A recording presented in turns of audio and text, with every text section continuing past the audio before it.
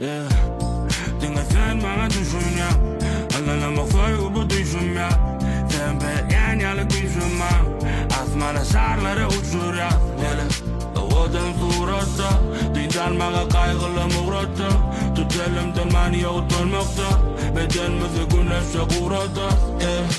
Yaşarlık kıyılıştırma Şeylede durmuş kıyına Doyamuk sıyla bedenim sura Sana seyrettim vakit dura Kullemen duna Köy kurşadı beynin şuva Söz ver efendi korar Dünya dursa da denizler gitse de kura Ennekim gittiğini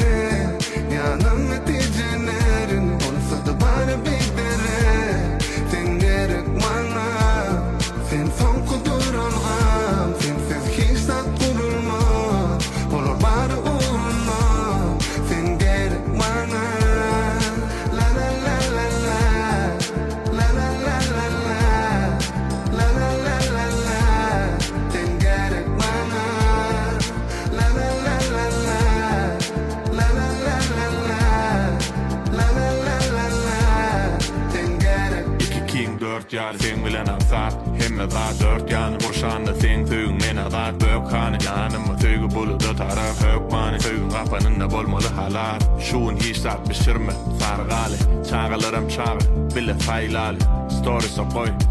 aynali Öy çağıları vagiyalı oynali Sen bilen yok adeti gün dünya diken Sen yekece gül izinden mağa yetmez bir ömür Onu düşündüm bir dövür Gel seni kucağıma çem salıp Yüce deminden kem alıp Oturalıdıma bilece bir salim